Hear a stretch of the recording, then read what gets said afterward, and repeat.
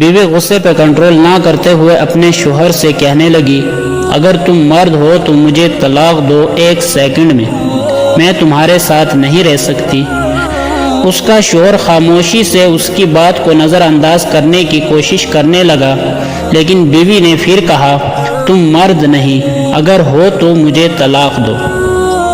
حالانکہ اس کی بیوی نیک پاک باز اور اچھی سیرت والی عورت تھی، لیکن یہ سب غصے کی حالت میں اس کی زبان سے نکل رہا تھا، اور اس موقع پر شیطان پوری کوشش میں تھا کہ میاں بیوی کو ایک دوسروں سے الگ کر دے۔ عورت کا غصہ جب اور بڑھا تو کہا، اگر تم مرد ہو تو یہ کرو وہ کرو وغیرہ وغیرہ۔ آخر کار بیوی نے کہا، مجھے ابھی فوراً تمہارا جواب چاہیے اور تم مجھے اسی وقت جواب دو۔ بالآخر آدمی نے مجبور ہو کر ایک کاغذ میں چند سطرے لکھ کر لفافے کے اندر رکھ کر اس کے ہاتھ میں پکڑاتے ہوئے کہا، جاؤ فی امان اللہ، یہ وہ دروازہ ہے جس سے تم میرے ساتھ آئی تھی، میں نے ثابت کر دیا کہ میں ایک مرد ہوں، تم ابھی اپنے میکے جاؤ۔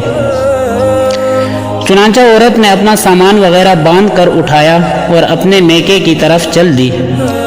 جب یہ بات لوگوں میں پہنچی تو کسی کو یقین نہیں ہو رہا تھا کہ آدمی بڑا نیک اور رحم دل انسان ہے، یہ کیسے ہو سکتا ہے وہ اپنی بیوی کے ساتھ ایسا برتاؤ کرے۔ ادھر میکے میں بیوی کے دن گزرتے گئے اور آہستہ آہستہ اس کا دل وہاں گھٹنے لگا، اسے تنہائی ستانے لگی۔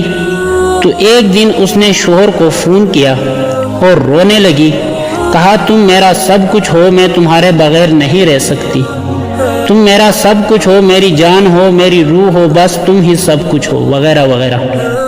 آدمی نے جواب دیتے ہوئے کہا، امی محمد تم آخر اب مجھ سے کیا چاہتی ہو؟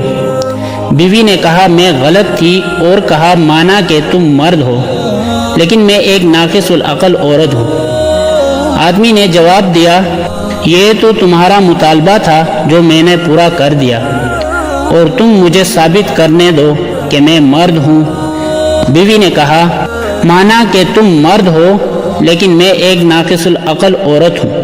آدمی نے جب دیکھا کہ عورت اس کے سامنے اپنی بے بسی اور دکھ کا اظہار کر رہی ہے تو اس نے کہا، اچھا جاؤ ذرا وہ لفافہ کھول کر دیکھو تو صحیح جو میں نے تمہیں لکھ کر دیا تھا۔ عورت فون کو ہولڈ میں رکھ کر اٹھی اور اس لفافے کو کھول کر اس میں موجود کاغذ کے ٹکڑے کو دیکھا تو اس میں لکھا ہوا تھا، اے میری پیاری ام محمد، اگر آسمان زمین پر بھی گر جائے تب بھی میں تمہیں ہرگز طلاق نہیں دوں گا۔ یہ تھا اصل کاغذ جو اس نے اس وقت بیوی کو دیا تھا، لیکن بیوی نے سمجھا تھا کہ اس میں طلاق طلاق طلاق لکھا ہوگا۔ جب بیوی نے کاغذ پڑھا تو رونے لگی اور روتے ہوئے کہا، اے میرے سرتاج، آپ تو مردوں کے مرد نکلے۔ بہنوں اور بھائیوں، دیکھیں کس طرح کہانی کا رخ بدل گیا۔ جب شوہر نے اپنا غصہ پر کنٹرول کیا اور اپنا گھر برباد ہونے سے بچا لیا، یہی ہے اصل مردانگی۔